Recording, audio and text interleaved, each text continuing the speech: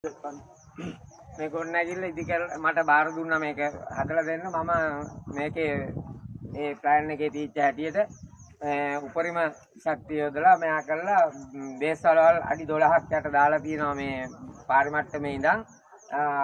ඒ කළා තමයි පාරි මට්ටමට පසු ගියාපු ගම් වතුරට වඩා උඩින් තමයි ටයි බීම් එක දාලා කොන්ක්‍රීට් එක දාලා තියෙන්නේ.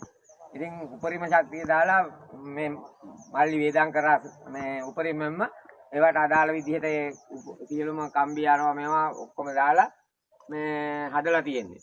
ඒකෙන් තමයි ගොඩනැගිල්ල ඉතින් ඊටාම ශක්තිමත් විදිහට තියෙනවා. ඔව්. ධනකයියා කිව්වා වහලේ ගහලා දෙන්න මම ස්ලැබ් එක ගහන්න දාන්න සල්ලි නැහැ කියලා වහලේ ගහමු කියලා පර්ලින් දාලා හයියට බාල්ක දාලා ගැහුවේ ළඟ ළඟ බාල්ක දාලා. ඒකින් තමයි මේ වහලේ ඔරොත්තු දීලා තියෙන්නේ කට්ටිය උඩ ඉන්නේ. ඇත්තටම මෙතුමලා දෙන්නගේ ලොකු සහයෝගයක් හම්බුණා මේක ඉදි කරගන්න මේ විදිහට කරමු කියලා කිව්වා. මට ඒ දැනුම පොඩ්ඩක් අඩු නිසා ඒ දැනුම හොඳටම දුන්නු දෙන්නෙක් තමයි මේ දෙන්න. ඒ වගේම මේ මම දන්නේ මේ තත්ත්වයක් ඇවිල්ලා මේ පැත්ත යට වෙනකන්.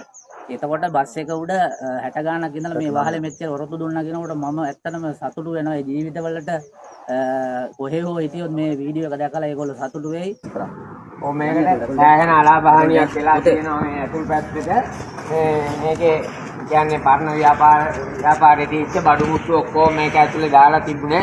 මේ කෑල්ල හැදුවේ ඒ බඩු මුට්ටු ටික දාන්න තමයි ඉක්මනින් කොටසක වැඩ ඉවර කරේ.